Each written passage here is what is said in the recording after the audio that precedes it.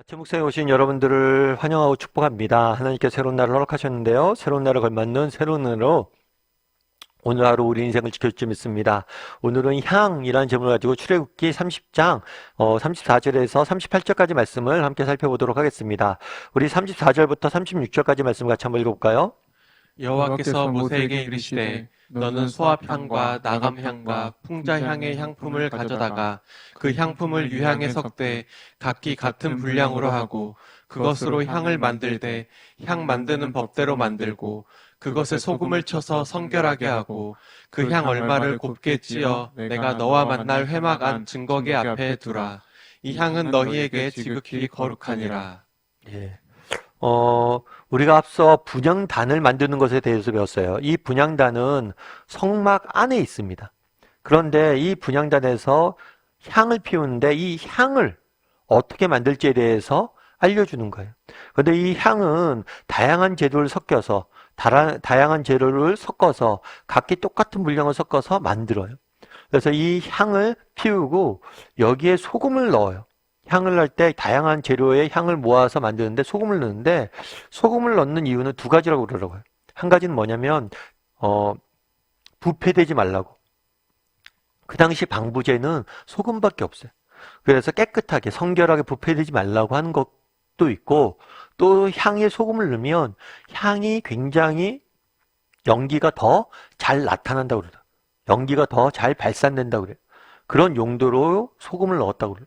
아무튼 다양한 이 향을 만드는 방법들을 이렇게 자세히 설명하고 있습니다.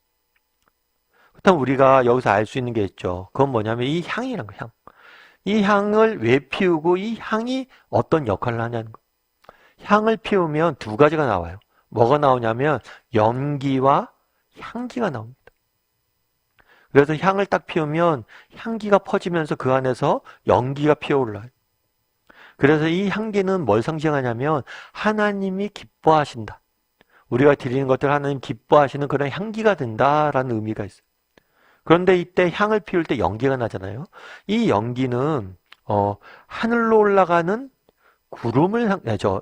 하늘로 올라가는 기도를 상징해요. 연기가 이렇게 향을 피우면 쫙 하늘로 올라가잖아요.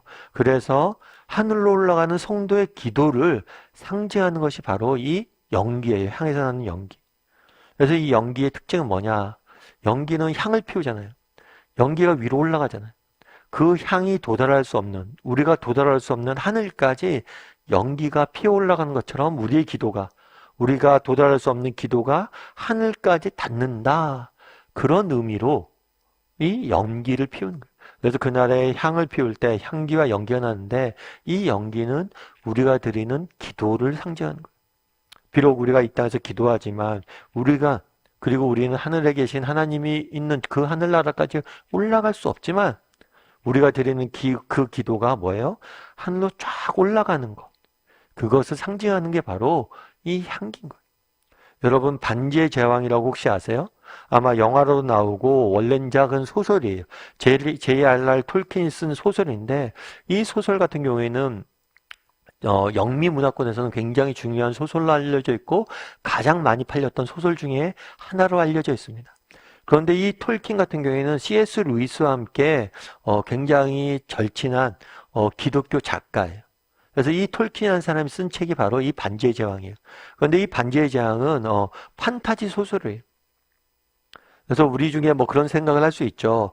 믿는 사람이 어떻게 판타지 소설 같은 거 쓰냐. 그런데 그렇지 않아요. 이 반지의 제왕에 보면 정말 기독교적 요소와 기독교가 말하고자 하는 핵심들이 굉장히 많이 들어가져 있어요. 그래서 저는 우리 그리스도인들이 반드시 내가 음악을 한다. 그러면 성가만 만들어야 된다고 생각하지 않아요. 정말 세상적인 노래도 가요도 만들어야죠. 정말 우리 그리스도인들이 갖고 있는 가치관으로 그런 가요를 만들어야 되고 소설도 만들어야 되고 문학 작품도 만들어야 되고 다 해야 돼요. 그래서 세상 속에 우리는 들어가서 침투해서 살아야 되는 거예요. 그런데 이 반지의 제왕에 보면 재밌는 장면이 하나 나와요. 그건 뭐냐면 이 반지의 제왕 내용이 뭐냐면 인간들이 악의 세력과 맞서서 싸우는 거예요. 그런데 악의 세력은 너무 커요. 그런데 인간들은 너무 약해요. 그리고 흩어져 있어요. 그래서 뭐냐면 악의 세력과 싸울 때 싸우기 위해서 결심을 합니다. 이제 그들과 맞서 싸워야 될 때다. 이제 나가자. 그러면서 뭘 하냐면 봉화를 피워요. 이 봉화를 피우는 것을 악의 세력들이 막으려고 합니다. 그런데 이 봉화를 피우고 봉화가 딱 올라가는 순간 정말 환호성을 갖고 소망을 가져. 왜 봉화가 올랐는데 소망을 가질까요? 봉화가 오르는 게 뭐가 대단하다고? 이 봉화가 오르는 순간 반대쪽에서 또 봉화가 오르고 소식이 전해지는 거죠. 다른 지역, 우리가 없는 지역, 우리가 저기 멀리 흩어져 있는 모든 인간들에게 전해지는 거예요. 이제 싸움의 때이고 악한 세력과 맞설 때이다. 모여라. 그래서 이 봉화가 올린다는 것 자체가 정말 우리가 닿을 수 없는 지역까지 우리의 소식을 전하고 그 소식에 맞춰서 응답이 이루어지는 거죠. 이게 오늘 향을 피우잖아요. 연기가 올라가잖아요. 정말 우리는 하늘나라에 도달할 수 없습니다. 하나님 나라에 우리는 갈 수 없어요. 그런데 우리가 드리는 기도는 하나님 존전에 도달하고 올려지는 거예요. 마치 봉화를 피우면 우리의 군대들이 소식을 듣고 오는 것처럼 응답이 이루어지는 것처럼 우리가 정말 기도할 때 응답이 이루어지는 거죠. 그날에 너희가 왜 향을 피우라고 향의 연기를 하늘로 올리라고 이야기했습니까? 이건 하나의 상징이에요. 너희가 기도할 때마다 뭐예요? 내가 들을 것이다. 내가 들을 것이다. 내가 응답할 것이라는 거. 그걸 기억하는 거. 우리도 향을 피울 수 있어야 돼요. 왜요? 우리가 기도할 때마다 우리의 기도가 하늘로 올라가서 하나님 전에 닿을 것이고 하나님이 응답하실 것이기 때문에 정말 이 부분에 대해서 확신을 가졌으면 좋겠어요. 저는 종종 말씀드리지만 저는 확신이 있어요. 정말 하나님께서 내가 기도했던 것들 심지어 내가 잊어먹은 것까지도 다 응답하시는 분이라는 거. 저는 대학 시절 때 교회를 다니지 않았어요. 그리고 대학교 졸업반이 다 돼갔을 때 교회를 다시 나오기 시작하고 믿음을 갖게 됐죠. 그때 참 믿음을 갖기 다시 시작했을 때 뜨거움이 있었던 것 같아요. 뜨거움을 갖고 하나님 앞에 정말 기도했던 것 같아요. 하나님 제가 이것들 좀 이렇게 하겠습니다. 이렇게 되었으면 좋겠습니다. 그런데 그때 한참 뜨거웠으니까 기도했죠. 근데 또 이게 신앙이란 게 그렇잖아요. 한참 뜨거워졌다가 또 금방 식잖아요. 저도 그랬던 것 같아요. 청년 때 뜨겁게 기도하다 좀 식었던 것 같아요. 그래서 조금 밍밍했던 신앙들을 좀 가졌던 것 같아요. 그래서 그때 처음에 기도했던 걸 다 까먹었던 것 같아요. 그런데 나중에 제가 목사가 되고 제 인생 여정을 쭉 들어보니까 정말 그때 내가 처음 다시 가슴이 뜨거워져서 하나님께 기도했던 것들 제 인생을 통해 다 응답됐던 것 같아요. 정말 나는 까먹었는데 하나님 다 응답하셨더라고요. 여러분 정말 우리가 봉화를 피우면 우리는 실패할지 몰라.